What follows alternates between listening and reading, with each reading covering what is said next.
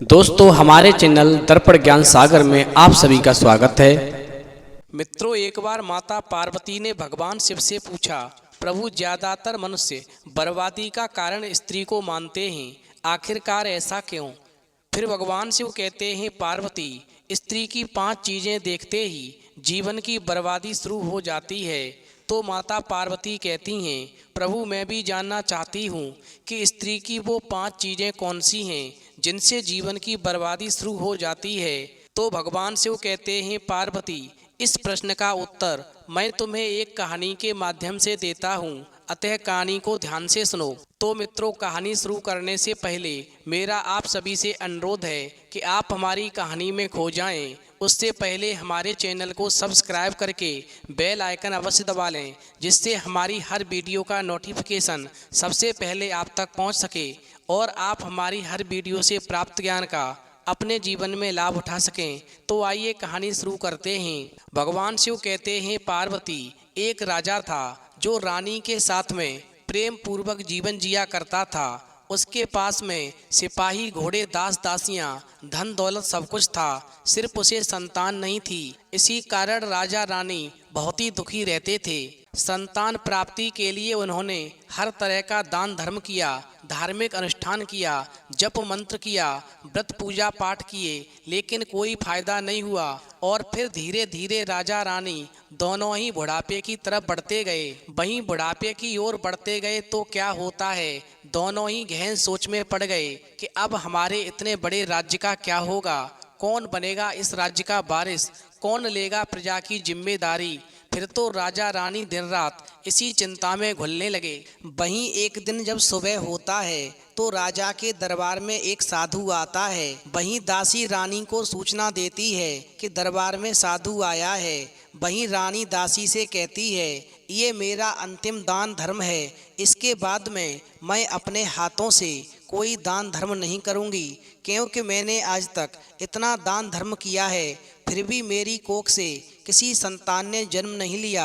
वहीं रानी चावल भरा छाछ हाथ में लेकर के बाहर आती है और साधु की झोली में भिक्षा डालने के लिए आगे बढ़ती है। वहीं रानी के चेहरे पर छाई उदासी को देख करके साधु कहने लगता है, रानी साहिबा क्या हुआ, आप इतनी उदास क्यों हैं? वहीं साधु की बात को सुनकर के रानी रोने लगती है और अपनी सारी कहानी सुनाती है। वहीं कहानी सुनने के बाद में साधु कुछ पल के लिए गंभीर होता है और फिर कहता है, तुम्हें पुत्र की जरूरत है जो इस राज्य का मालिक बन सके। तुम चिंता मत करो, आपकी संतान की इच्छा पूरी हो जाएगी, आपकी कोख से एक पुत्र जन्म लेगा, ऐसा मेरा वचन है। मगर मैं तुमसे एक बात और कहना चाहता हूँ कि तुम्हारी कोख से पुत्र तो जन्म लेगा, तुम्हारी माँ बनने की इच्छा तो पूरी हो जाएगी, लेकिन जो बेटा तुम्हारी कोख से जन्म लेगा वो केवल तुम्हारे पास 14 सालों तक ही रह सकेगा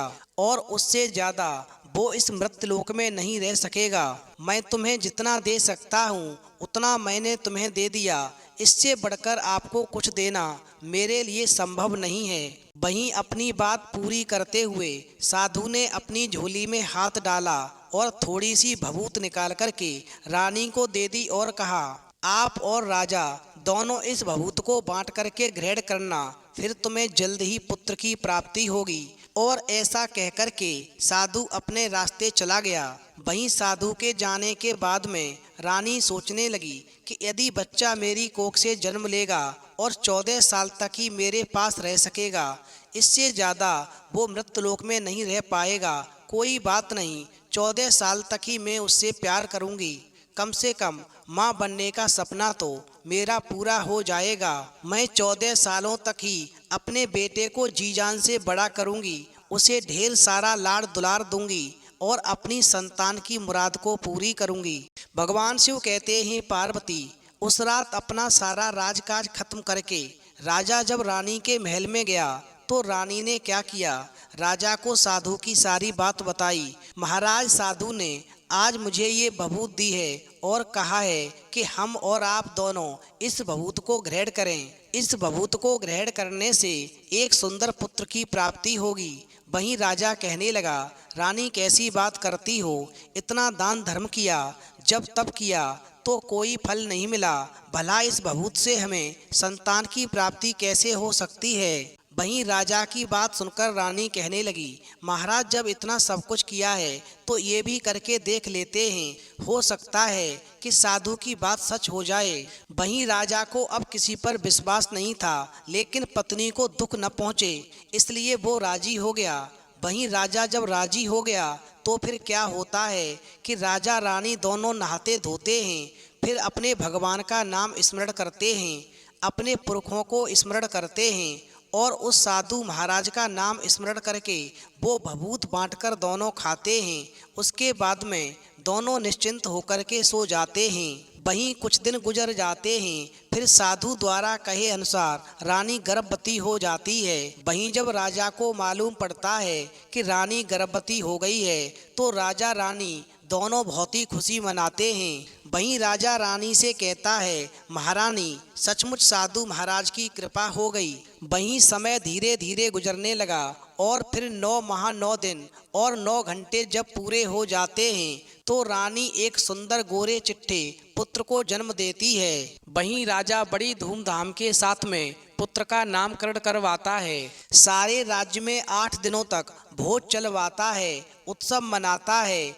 वहीं पुत्र की कुंडली देखने के लिए राज्य के सबसे विद्वान पंडित जी को बुलाता है। वहीं कुंडली देख करके पंडित जी बड़े चिंतित होते हैं और कहते हैं, महाराज हमारा राजपुत्र सिर्फ 14 साल तक ही हमारे पास रहेगा, उसके बाद में ये राजपुत्र मृतलोक में नहीं रह पाएगा। वहीं राजा रानी इस बात को पहले से ही जानते थे कि बेटा जो भी होगा वो 14 वर्षों तक ही हमारे पास रह सकेगा। और फिर पंडित जी की बात को सुनकर के राजा रानी चुप हो जाते हैं। उसके बाद में राजा और रानी बड़े लाड प्यार से बेटे की परवरिश करते हैं, उसकी हर ख्वाहिश पूरी करते हैं और कहते हैं, थोड़े समय के लिए ही सही भगवान ने हमारी संतान की मुराद पूरी कर दी। और ऐसा कहकर के अपने मन को समझा लेते हैं। भगवान शिव कहते हैं, पार्वती इस प्रकार राजपुत्र जो था धीरे धीरे बड़ा होने लगता है। जब वो 7 साल का हो जाता है तो राजा एक अच्छे गुरु की नियुक्ति करके उसे पढ़ाई लिखाई, राजशास्त्र, शस्त्र विद्या, घुड़सवारी इत्यादि 12 विद्याओं का शिक्षण देते हैं।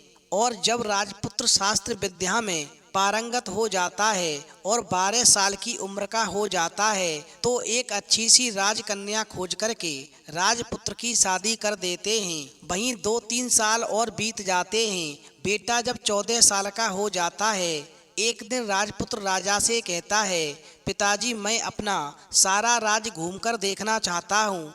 आज तक मैंने सिर्फ इस राजबाड़े के अलावा कुछ भी नहीं देखा है। वहीं बेटे की बात सुनकर के राजा चिंतित हो जाता है, क्योंकि पुत्र को 14वां साल शुरू हो चुका था। अब कोई अनहोनी होने का वक्त नज़दीक आ पहुंचा था, लेकिन राजा ये सब बातें पुत्र को बता नहीं सकता था कि उसका जीवन केवल मृत्युलोक पर 14 वर्षों का ही है। वहीं राजा करता तो क्या करता, आखिरकार चेहरे पर खुशी लाकर बेटे से कहता है, हाँ हाँ बेटे तुम घूमने जरूर जाओ, तुम्हें अपना सारा राज्य घूमकर देखना चाहिए, कहाँ पर क्या है ये सब तुम्हें जानना चाहिए, क्योंकि कल मेरे बाद में तुम्ही को तो राजा बनना है। मगर एक बात हमेशा ध्यान रखना, तुम जहाँ भी जा रहे हो, क्या कर रहे हो, ये बात कभी भी अपनी पत्नी को नहीं बताना। वहीं राजपुत्र कहता है, ठीक है पिताजी, मैं जहाँ भी जाऊँगा, जो कुछ भी करूँगा, उसके बारे में अपनी पत्नी को कोई बात नहीं बताऊँगा। भगवान शिव कहते हैं, पार्वती फिर क्या होता है।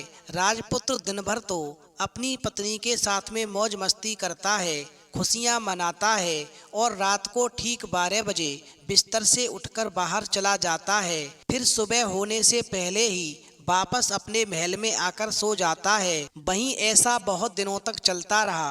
अब पुत्र का 14वां साल खत्म होने में कुछ दिन ही बाकी रहते हैं। इतने में क्या होता है कि एक दिन उसकी पत्नी रात में जाग जाती है और वो क्या देखती है कि बिस्तर पर राजपुत्र नहीं है। आखिर वो रात में कहाँ गया होगा। वहीं जब वो चारों ओर ढूंढती है और राजपुत्र कहीं नजर नहीं आता है तो चुपचाप आकर के बिस्तर में सो जाती है और फिर जब सुबह होता है तो क्या देखती है कि उसका पति राजपुत्र अपनी जगह पर सोया हुआ है। वहीं वो अपने पति से कुछ भी नहीं पूछती, लेकिन दूसरी रात भी वैसा ही होता है। फिर तीसरी रात, चौथी रात, ऐसे बहुत दिन तक चलता है। वहीं राजपुत्र की पत्नी बहुत ही चिंतित हो जाती है। आखिरकार राजपुत्र रोजाना रात को कहाँ जाता है, किससे मिलता है। इस प्रकार राजपुत्र की पत्नी के मन में ढेर सारे सवाल उठने लगते हैं, लेकिन इन सब प्रश्नों का उत्तर पूछने में उसे राजपुत्र से डर लगता है, शायद कहीं पति गुस्सा न कर बैठे। वहीं उसके मन में ख्याल आता है कि मैं इसके बारे में अपने सास ससुर से पूछूं, यानी राजा रानी से पूछूं। वहीं ऐसा सोचते ही कुल की मर्यादा बीच में आ जाती है। फिर तो राजपुत्र की पत्नी मन ही मन में कुढ़ती रहती है। इस हालत में उसे खाने पीने में दिलचस्पी नहीं होती और वो धीरे धीरे दुबली पतली हो जाती है। भगवान शिव कहते हैं, पार्वती, वहीं एक दिन राज्य में फूल बेचने वाली एक बूढ़ी मालिन थी, जो हमेशा राजपुत्र की पत्नी को फूल देने के लिए उसके महल में आती थी। वहीं जब उस बुढ़िया का ध्यान छोटी रानी यानी राजपुत्र की पत्नी पर जाता है तो वो उससे पूछती है, बेटी, तुम्हें किस बात का दुख है? तुम इस तरह सूख कर के कांटा क्यों होती जा रही हो? वहीं उस बुढ़िया की बात को सुनकर के राजपुत्र की पत्नी कहती है, अम्मा, तुम्हें क्या बताऊं, तुम्हारा राजपुत्र बेटा जो है रोजाना रात को बिस्तर से उठकर कहीं चला जाता है और सुबह होते ही वापस आकर सो जाता है। वो कहाँ जाता है, किससे मिलता है, मेरी समझ में नहीं आता। मेरे तो दिमाग में केवल एक ही बात आती है, हो न हो ये राजपुत्र अपनी प्रेमिका से मिलने जाता है, और बस यही सोच कर के मैं अन्न जल ग्रहण नहीं कर पाती हूँ और सूख सूख करके इस तरह कांटा बन गई हूँ। वहीं सारी बात सुन कर के बुढ़िया कहती है, बेटी, मैं तुम्हें एक उपाय बताती हूँ। आज रात को तुम सोना नहीं और राजकुमार के पीछे जाकर देखना, आखिरकार वो कहाँ जाता है, क्या करता है, किससे मिलता है। उसकी पहरेदारी तुम्हें अच्छे से करनी पड़ेगी। भगवान शिव कहते हैं, पार्वती, वहीं बुढ़िया की बात को सुनकर के राजपुत्र की पत्नी वैसा ही करती है। उसे रात में नींद नहीं आती। पति रात के 12 बजे जब बिस्तर से उठ कर के महल से निकलने के लिए चलने लगता है तो वो बुढ़िया के बताए अनुसार वैसा ही करती है और दौड़कर जाकर के पति का रास्ता रोकती है और कहती है, तुम कहाँ जा रहे हो, किससे मिलने जा रहे हो, मुझे भी बताओ। वहीं राजपुत्र अपनी पत्नी को बहुत समझाने की कोशिश करता है और कहता है, देखो, अगर मैंने तुम्हें सच्चाई बता दी तो मैं तुम्हें दोबारा नहीं मिल पाऊंगा, इसलिए ध्यान रखो, मुझे जाने दो। वहीं पत्नी जिद करती है और कहती है, कोई बात नहीं, यदि नहीं मिल पाओगे तो ना सही, लेकिन आप रात के समय कहाँ जाते हो पहले मुझे बताना पड़ेगा, उसके बाद ही मैं जाने दूंगी। और ऐसा कहकर के राजपुत्र की पत्नी जिद करती है। वहीं राजपुत्र कहता है कि जब स्त्री जिद करने लगे तो समझ लो बर्बादी शुरू होने वाली है। और फिर ऐसा कहकर के राजपुत्र पत्नी के सामने निरुपाय हो जाता है। पत्नी की जिद के आगे उसकी एक भी नहीं चल पाती है और ठीक समय उसका 14वां साल खत्म होकर 15वां साल लगने वाला होता है। वहीं राजपुत्र कहता है, यदि तुम जानना चाहती हो कि मैं रात को कहाँ जाता हूँ और तुम अपनी जिद पर अड़ी हो तो मैं तुम्हें कुछ मंत्र पढ़ के चावल देता हूँ, मगर तुम इन चावलों के दानों को दोनों हाथों की मुट्ठी में पकड़ लो। पहले दाएं हाथ में पकड़े चावल मेरे ऊपर फेंकना तो तुम्हें पता चल जाएगा मैं कौन हूँ। वहीं बाद में बाएं हाथ में पकड़े चावल मेरे ऊपर फेंकना, फिर मैं जैसा था तुम्हें मिल जाऊंगा। लेकिन एक बात का ध्यान रखना, यदि तुम बाएं हाथ के चावल मेरे ऊपर फेंकना भूल गईं तो मैं तुम्हें कभी भी नहीं मिल पाऊंगा। वहीं राजपुत्र की बात को सुनकर के उसकी पत्नी ज्यादा आत्मविश्वास में आ जाती है और अपने ऊपर बहुत ज्यादा भरोसा कर बैठती है और कहती है, आप चिंता न करें, मैं आपके ऊपर बाएं हाथ के चावल फेंकना बिल्कुल भी नहीं भूल सकती हूँ। वहीं रानी बड़े आत्मविश्वास के साथ कहकर के दाएं हाथ में पकड़े चावल जब पति के ऊपर फेंक देती है तो राजपुत्र एकदम से एक विशाल घोड़ा बन जाता है और देखते ही देखते वो तेजी से दौड़ने लगता है। वहीं रानी उस घोड़े को एकदम भौचक्की होकर देखने लगती है और पति ने जो बाएं हाथ के चावल फेंकने की बात कही थी वो भूल जाती है और फिर उसकी आंखों के सामने ही घोड़ा महल से बाहर निकलकर चला जाता है। वहीं जब घोड़ा महल से बाहर निकल जाता है और वो वापस नहीं आता है फिर तो रानी को बहुत बड़ा पश्चाताप होता है और स्वयं को कोसने लगती है। लेकिन अब उसका कोई फायदा नहीं होने वाला था क्योंकि राजपुत्र अब वापस नहीं आने वाला था। अब तो राजपुत्र की पत्नी केवल एक ही बात मन में कहती है कि शायद आज मैंने अपने पति के सामने जिद नहीं की होती और अपने ऊपर ज्यादा आत्मविश्वास नहीं किया होता तो शायद मुझको ये दिन देखने को नहीं मिलता और मेरा राजकुमार मेरे पास होता। भगवान शिव कहते हैं पार्वती अब क्या हो सकता था, जो होना था हो गया। वहीं सुबह होते ही राजा रानी को जब ये सारी बात पता चलती है तो उन्हें बहुत ही दुख होता है। वो बिस्तर पकड़ते हैं और बेटे के आने की राह देखते हैं कि मेरा बेटा एक दिन वापस अवश्य आ जाए। वहीं इस तरह राजपुत्र के इंतजार में जब राजा रानी को 1 महीना गुजरता है, 2 महीने गुजरते हैं, 3 महीने गुजरते हैं और फिर आखिरकार जब 6 महीने पूरे होते हैं राजपुत्र का कोई अता पता नहीं लगता तो राजा राजपुत्र को ढूंढने के लिए राज्य के गांव-गांव सिपाही भेजता है लेकिन उन्हें भी कोई सफलता नहीं मिलती।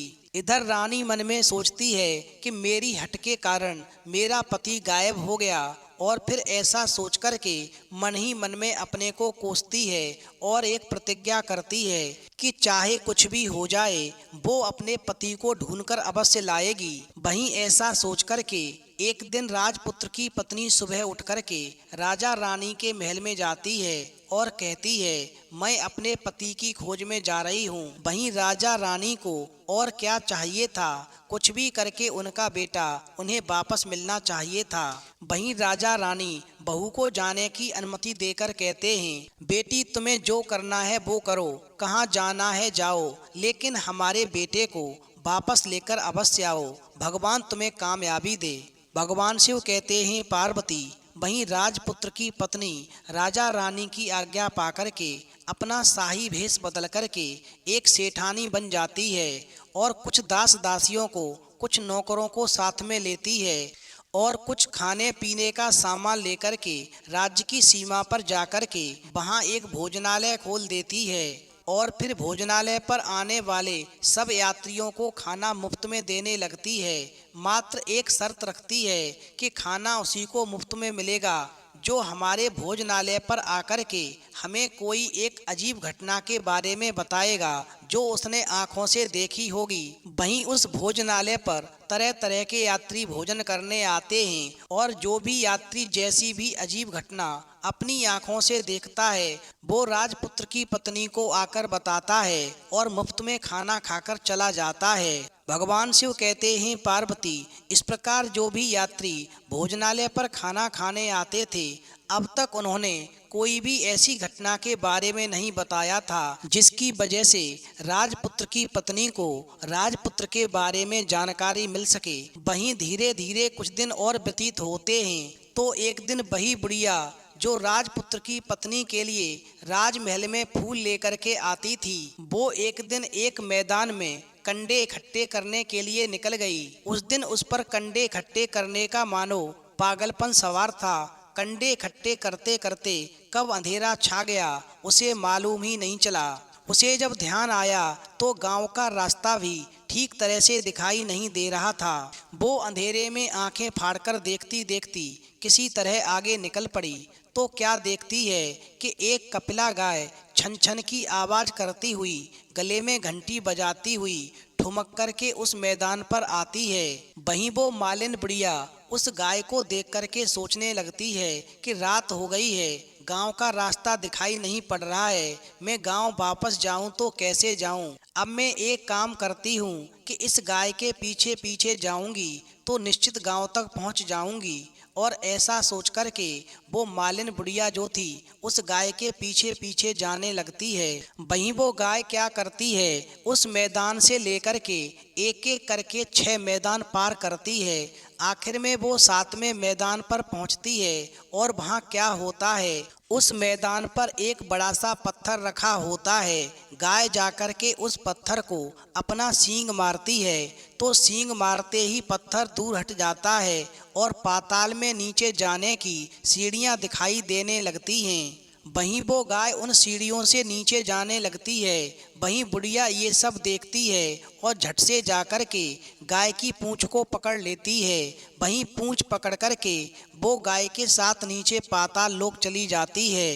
वहीं गाय की पूंछ पकड़ कर के वो गाय के साथ में नीचे पाताल में पहुंच जाती है।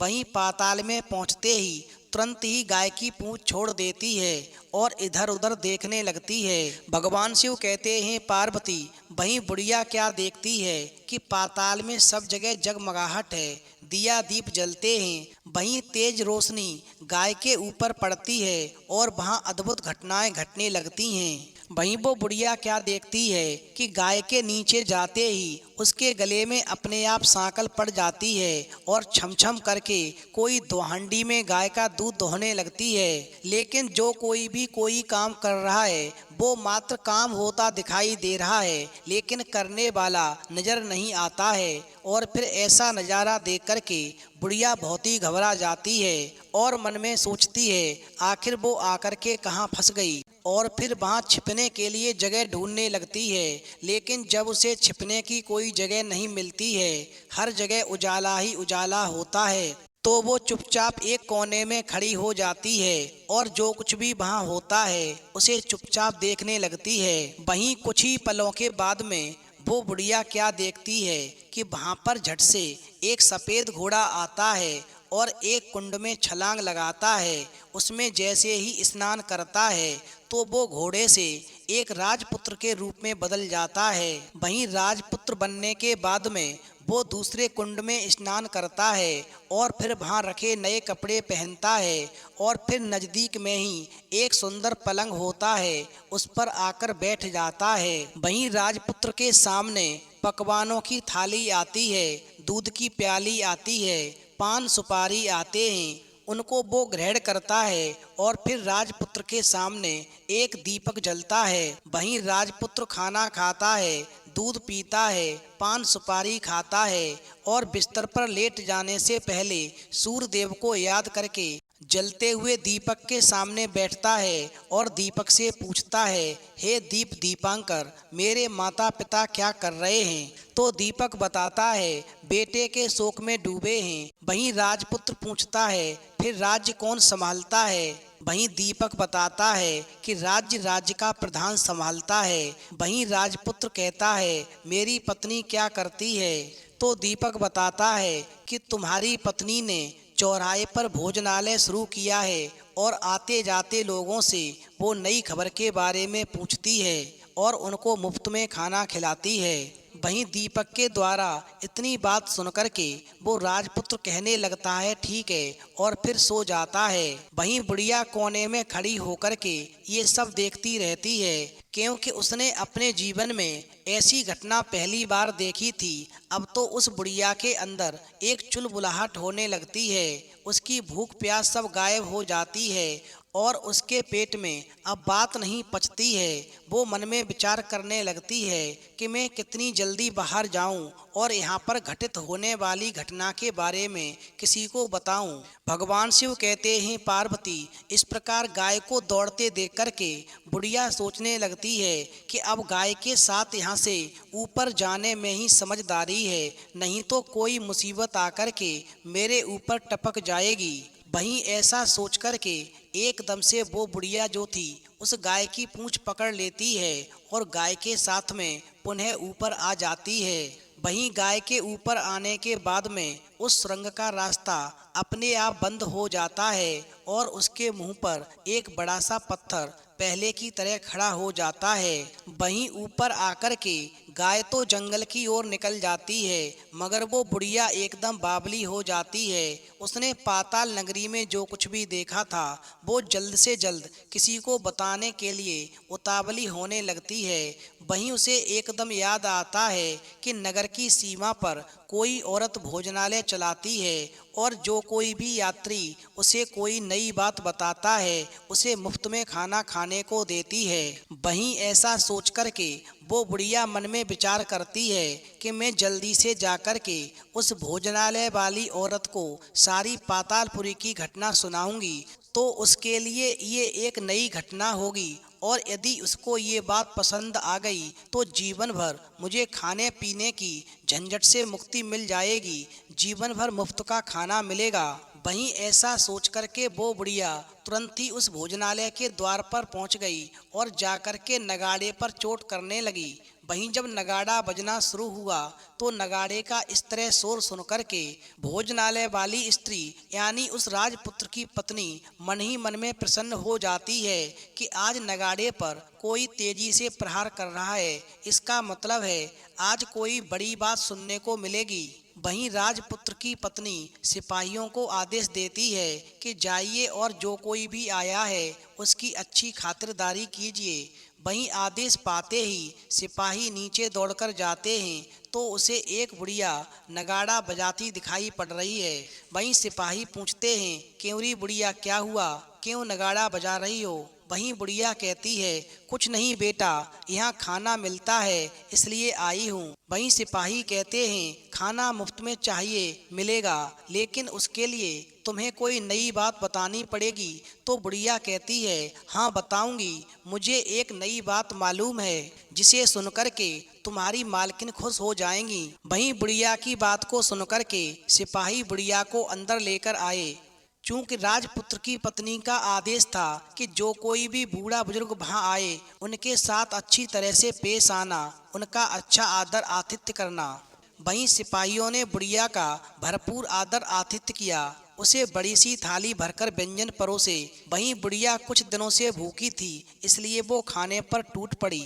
वहीं खाना खाने के बाद में सिपाहियों ने उसे नई साड़ी पहनने को दी और उसके बाद में उस बुढ़िया को राजपुत्र की पत्नी के सामने ले गए। वहीं बुढ़िया और राजपुत्र की पत्नी ने तुरंत ही एक दूसरे को पहचान लिया, क्योंकि ये बुढ़िया वही थी जो राजपुत्र की पत्नी के लिए फूल लेकर के आती थी। वहीं बुढ़िया कहने लगी, बेटी तुम यहाँ क्या कर रही हो? तो राजपुत्र की पत्नी कहने लगी, अम्मा तुम कहाँ से आ रही हो? वहीं बड़ी देर तक दोनों भांति भांति की बातें करती रहीं। आखिरकार राजपुत्र की पत्नी बुढ़िया से कहने लगी, अम्मा ठीक है, अब बताओ तुमने क्या नई बात देखी है? यदि तुम मुझे कोई नई बात बताओगी तो मैं जिंदगी भर तुम्हारी देखभाल करूंगी और तुम्हें रानी माता की तरह रखूंगी। वहीं राजपुत्र की पत्नी की बात को सुनकर के वो बुढ़िया पातालपुरी की बात बताने को तैयार हो जाती है और फिर वो राजपुत्र की पत्नी को वो सारी घटना के बारे में बताती है जिसको उसने अपनी आंखों से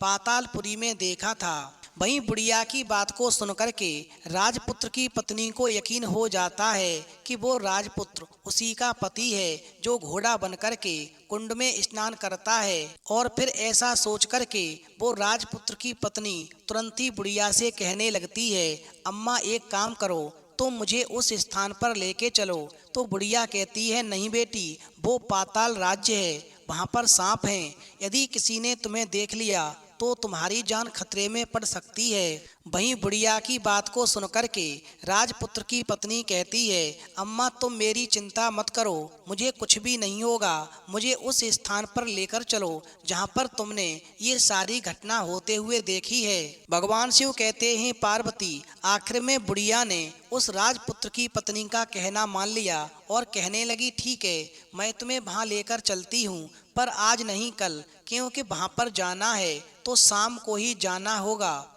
वहीं दूसरे दिन दोपहर को रानी बुढ़िया के साथ में उस मैदान पर आती है और एक जगह छुप कर के गाय के आने का इंतजार करने लगती है। वहीं दिन ढलते ही अंधेरा होने लगता है और गाय हमेशा की तरह वहां आती है। वहीं मैदान के उस कोने में जाकर के वो गाय पत्थर पर सींग मारती है तो पत्थर हट कर के दूसरे स्थान पर पहुंच जाता है और सुरंग में जाने का रास्ता खुल जाता है। वहीं गाय उस रास्ते से नीचे उतरने लगती है तो बुढ़िया रानी से कहती है, जल्दी आगे बढ़ो बेटी, हम गाय की पूंछ पकड़ कर के नीचे उतरेंगे। फिर इस प्रकार राजपुत्र की पत्नी और बुढ़िया गाय की पूंछ पकड़ कर के पातालपुरी में उतर जाते हैं। वहीं बुढ़िया पहले जिस कोने में छिपी थी उसी कोने में छिप जाती है। अब नीचे सब कुछ पहले जैसा ही घटित होने लगता है। गाय के गले में अपने आप सांकल पड़ जाती है। कोई अदृश्य रूप से उसका दूध दोहने लगता है। फिर थोड़े समय में ही एक सफेद घोड़ा आता है और एक कुंड में छलांग लगाता है। वहीं कुंड में स्नान करते ही वो राजपुत्र के रूप में परिवर्तित हो जाता है। इस प्रकार राजपुत्र बनने के बाद में जब वो दूसरे कुंड में स्नान करता है तो वहाँ पर नए कपड़े आ जाते हैं और फिर नए कपड़े पहनने के बाद में जैसे ही पलंग पर बैठता है तो उसके सामने खाने की थाली आती है, दूध की प्याली आती है, पान बीड़ा आता है। वहीं राजपुत्र सबको ग्रहण करके जब सोने के लिए पलंग पर जाता है तो सोने से पहले सूर्यदेव को याद करता है और दीपक से पूछता है, हे दीप दीपांकर, मेरे माता पिता क्या कर रहे हैं? तो दीपक कुछ भी जवाब नहीं देता बल्कि वो बुझने लगता है। वहीं राजपुत्र को कुछ अपघटित होता है और संदेह हो जाता है कि कुछ घटना घटित होने वाली है और ऐसा सोच कर के वो उदास होने लगता है। वहीं अपने राजपुत्र को देख कर के राजकुमारी का संयम छूट जाता है और वो दौड़ करके पति के पास जाती है और उसके पैर पकड़ने के लिए एकदम से आगे बढ़ती है। वहीं राजपुत्र तुरंत ही पत्नी को पहचान जाता है और वो झट से पीछे हट जाता है और चिल्लाने लगता है, नहीं नहीं, मुझे छूना नहीं, अन्यथा सर्वनाश हो जाएगा। वहीं राजकुमारी दोनों हाथ जोड़ करके पति से अपनी भूल स्वीकार करने लगती है। स्वामी, मुझसे बहुत बड़ी भूल हो गई। मुझे आपसे कुछ भी नहीं पूछना चाहिए था कि आप रात को कहाँ जाते हो। मैं अपनी भूल स्वीकार करती हूँ। मुझे मेरी भूल की सजा मिल गई है। अब आप वापस घर चलें। आपके वियोग में आपके माता पिता ने बिस्तर पकड़ लिया है। आपकी प्रजा भी बहुत ही दुखी है। वहीं अपनी पत्नी की बात को सुनकर के राजपुत्र कहने लगा, तुम एक बार तो गलती कर बैठी हो, अब दोबारा मत करना, नहीं तो अब मैं तुम्हें जो दिख रहा हूँ वो भी नहीं दिखूंगा। वहीं राजकुमारी विलाप करने लगती है और जोर जोर से जमीन पर सिर पटकने लगती है। तो राजपुत्र के मन में उसके प्रति दया उत्पन्न हो जाती है और वो उससे कहने लगता है, यदि तुम मुझे पाना चाहती हो तो तुम्हें एक काम करना होगा। काम कठिन है लेकिन वो तुम्हें अकेले ही करना होगा।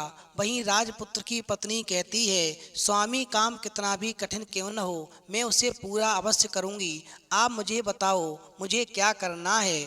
वहीं राजपुत्र कहता है, इस पाताल से ऊपर जाते ही तुम्हें एक घना जंगल नजर आएगा। ऐसे 6 जंगल पार करने के बाद में तुम्हें 7वां जंगल मिलेगा। वो जंगल सबसे घना है। उस जंगल के बीचों बीच में एक पीपल का पेड़ है। उसके आसपास की जगह पत्ते, फंदे, जटाएं, कांटे इत्यादि से ढक चुकी है। वहाँ बाघ, शेर, भालू, सांप सभी धमा चौकड़ी करते हैं। तुम्हें उन सबको भगा करके वो जगह साफ करनी है, उसकी गोबर से लिपाई करनी है, उसे पवित्र बनाना है, रंगोली से सजाना है, उसके बाद में धूप दीप करना है और फूल कुमकुम से पेड़ के तने की पूजा करनी है। दूध दही से बने चावल का भोग चढ़ाना है और ये सब तुम्हें दोपहर के 12 बजने से पहले करना है। तुम्हें उस जगह पर बैठ कर के सूर्य भगवान का ध्यान करना है और ठीक 12 बजे सूर्य भगवान का रथ वहाँ पर उतरेगा। फिर वहाँ की पूजा पाठ को देख कर के सूर्य भगवान खुश हो जाएंगे। फिर वो वहाँ पर कहेंगे, इस स्थान को जिसने भी पवित्र बनाया है मैं उसे मनचाहा वरदान देना चाहता हूँ। वो जो भी हो आकर मांग सकता है। वहीं जैसे ही सूर्य भगवान इतनी बात कहें तुम एकदम से उनके सामने जाना और जाकर के उनसे उनके रथ का दाहिना घोड़ा मांग लेना। यदि उन्होंने तुम्हें दाहिना घोड़ा दे दिया तो मैं तुम्हें मिल जाऊंगा। वहीं इतनी बात कहकर के राजपुत्र अपने पलंग पर सो गया और छोटी रानी भोर होने की राह देखने लगी। वहीं सुबह होते ही वो बुढ़िया के साथ गाय की पूंछ पकड़कर ऊपर चली आई और ऊपर आने के बाद में वो बुढ़िया से कहने लगी, अम्मा तुम भोजनालय में जाओ, अब मैं आगे का काम अकेले ही करूंगी। वहीं राजपुत्र की पत्नी जंगल में जाकर के राजपुत्र की बताई जगह ढूंढने लगी और स्वयं आरी से वो जगह साफ करने लगी। बाद में राजपुत्र ने जैसे बताया था वैसी लिपाई पोताई की और उसके बाद में उसने पूजा की। इत्र गुलाब का पानी छिड़क करके उस जगह को सुगंधित किया, धूप दीप जला करके उसको पवित्र किया और फिर सूर्य भगवान का ध्यान करने बैठ गई।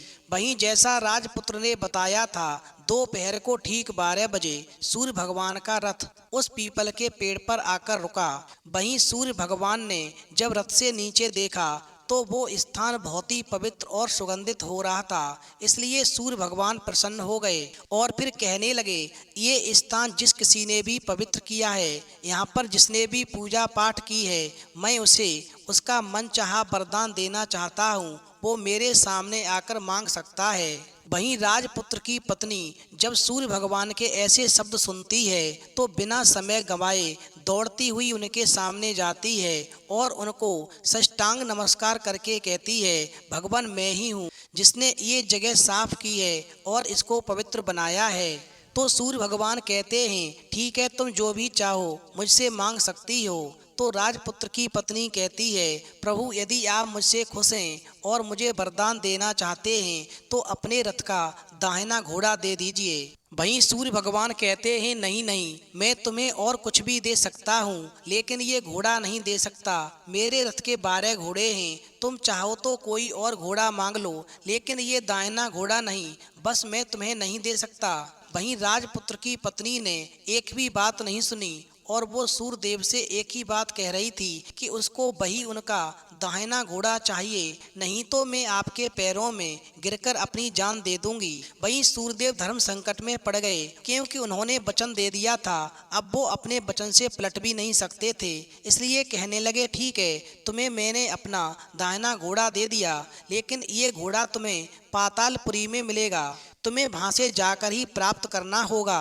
वहीं राजपुत्र की पत्नी कहने लगी, ठीक है प्रभु, पाताल में तो क्या, मैं उन्हें पाने के लिए कहीं भी जा सकती हूँ। और फिर राजपुत्र की पत्नी को वचन देकर के सूर्यदेव अपने रास्ते चले जाते हैं और इधर राजपुत्र की पत्नी जंगल से अपने भोजनालय में आती है और फिर उस बुढ़िया को लेकर के पुनः उसी मैदान पर आती है। वहीं जल्दी जल्दी शाम होती है और शाम होते ही वहाँ पर वो गाय आती है और जैसे ही सींग मारती है तो वो पत्थर हट जाता है। वहीं राजपुत्र की पत्नी और वो बुढ़िया जल्दी जल्दी गाय की पूंछ पकड़ते हैं और नीचे उतर जाते हैं। वहीं नीचे पाताल में सब घटनाएं पहले की तरह ही घटने लगीं। घोड़े का एक कुंड में नहाकर राजपुत्र बन जाना, नहा धोकर पलंग पर बैठना और उसके सामने खाने की थाली, दूध की प्याली, पान बीड़ा आदि का आना। लेकिन राजपुत्र की पत्नी और वो बुढ़िया क्या देखती है कि आज एक नई घटना घटित होती है। पहले तो राजपुत्र के सामने एक थाली आती थी, आज दो दो थाली, दो दो दूध की प्याली, दो दो पान बीड़े राजपुत्र के सामने आते हैं, मगर वो कुछ भी नहीं बोलता है और अपने हिस्से की थाली खाकर, दूध पीकर, पान बीड़ा चबा करके सोने चला जाता है और हमेशा की तरह दिए से पूछने लगता है, हे दीप दीपंकर, मेरे माता पिता क्या करते हैं? तो दीपक कहता है, वो दोनों तुम्हारे शोक में मरने की स्थिति में पहुंच गए हैं। फिर तो ऐसा सुनकर के राजपुत्र की आंखों में आंसू टपकने लगते हैं। वहीं वो आगे पूछता है, हे दीप दीपंकर, मेरा राज्य कौन चलाता है? वहीं दिया कहता है, तुम्हारा राज्य का प्रधान चलाता है, जिसने राजा का सब कुछ हड़प कर लिया है और वो प्रजा को बहुत ही कष्ट देता है, प्रजा पर बहुत अत्याचार कर रहा है। वहीं दिए के द्वारा इतनी बात सुनकर के राजपुत्र को गुस्सा आता है और वो गुस्से से अपनी मुट्ठी भींचने लगता है। वहीं राजपुत्र आगे दीपक से पूछता है, हे दीप दीपांकर, मेरी पत्नी क्या कर रही है? तो दिया कुछ भी नहीं बोलता है और चुप रहता है। फिर तो राजपुत्र की पत्नी का संयम जवाब दे जाता है और वो दौड़ करके पति के गले लग जाती है। वहीं राजपुत्र कहने लगता है कि अब मैं तुम्हें मिल गया हूँ। वहीं राजपुत्र की पत्नी कहती है कि प्रीतम सच बताओ, फिर आप दोबारा से कहीं घोड़ा तो नहीं बनेंगे? तो राजपुत्र कहता है, नहीं नहीं, अब मैं दोबारा कभी घोड़ा नहीं बनूंगा।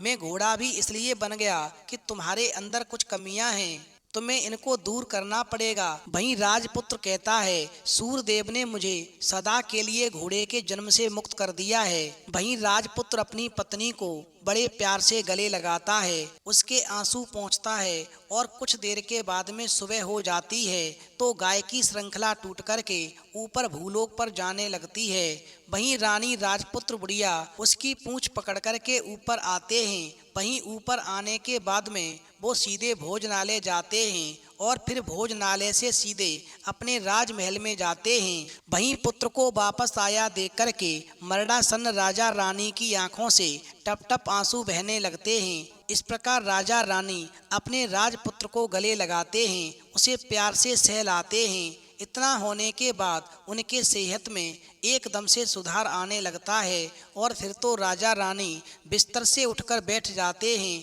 और अपने राजपुत्र को आशीष देने लगते हैं। भगवान शिव कहते हैं, पार्वती, इस प्रकार राजा अपने पुत्र का राज्याभिषेक करके उसको सिंहासन पर बिठाता है और बहू को महारानी का दर्जा देता है और स्वयं अपनी पत्नी के साथ में ईश्वर का स्मरण करते हुए खुशी से दिन बिताने लगता है। भगवान शिव कहते हैं, पार्वती, वहीं राजपुत्र रात को जब अपनी पत्नी के साथ में शयन कक्ष में जाता है तो राजपुत्र की पत्नी राजपुत्र से पूछती है, प्रीतम एक बात बताओ, आखिरकार मेरे अंदर ऐसी कौन सी कमियां हैं जिनको मुझे दूर करना है, जो आप आगे से फिर कहीं घोड़ा बनकर न चले जाएं। वहीं राजपुत्र अपनी पत्नी से कहता है, देखो प्राण प्रिय, स्त्री के अंदर 5 चीजें ऐसी हैं जिनको देखते ही जीवन बर्बाद हो जाता है। स्त्री के अंदर 5 अवगुण ऐसे हैं, उसके अंदर 5 दोष ऐसे हैं। हर स्त्री को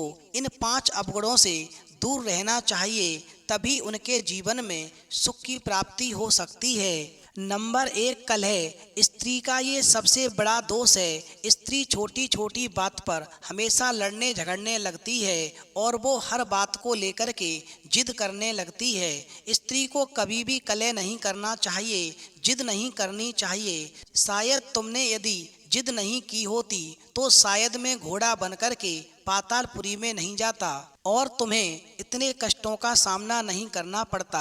नंबर 2 निंदा। निंदा करना भी कुछ स्त्रियों का एक अवगुण है। जहाँ 4 स्त्रियां इकट्ठी होती हैं वहाँ वो एक दूसरे की निंदा करनी शुरू कर देती हैं। इस अवगुण से भी स्त्री को हमेशा दूर रहना चाहिए। नंबर 3 ईर्ष्या। ईर्ष्या स्त्री का सबसे बुरा दोष है जो कुछ स्त्रियों में प्राय देखने को मिलता है। इस ईर्ष्या रूपी अवगुण से भी हमेशा दूर रहना चाहिए। नंबर 5 भेद करना। स्त्रियों में प्राय ये दोष होता है कि वो घर के लोगों और नौकरों के खान पान में भेद तो करती ही हैं, साथ में अपने पति पुत्रों तथा सास ससुर व घर के अन्य सदस्यों के खान पान, वस्त्रों तथा व्यवहार में भी भेद रखती हैं। नंबर 6 दिखावा। स्त्रियों के स्वभाव में आमतौर पर ऐसा देखा जाता है कि वो यही समझती हैं कि किसी भी चीज को दिखाकर करना चाहिए। अक्सर देखने को मिलता है कि स्त्री किसी को कोई भी चीज देने से पहले उसको सजा करके लोगों को दिखाती है और तब देती है। नंबर 6 वाचालता। स्त्री के अंदर ये एक बहुत बड़ा दोष होता है। कुछ स्त्रियां बहुत ज्यादा बोलती हैं, इससे समय भी नष्ट होता है और व्यर्थ की पर निंदा और चुगली भी हो जाती है। इसलिए स्त्री को यदि जीवन में सुख चाहिए तो इन 6 चीज़ों से हमेशा दूर रहना चाहिए, तभी पति पत्नी सुखपूर्वक जीवन जी सकते हैं। वहीं अंत में भगवान शिव कहते हैं, पार्वती, स्त्री की ये 6 चीज़ें जीवन को पूरी तरह से बर्बाद कर देती हैं। तो मित्रों, यदि आपको वीडियो पसंद आई हो तो प्लीज़ आप हमारे चैनल को सब्सक्राइब करें और भगवान शिव और पार्वती के लिए एक लाइक करना न भूलें।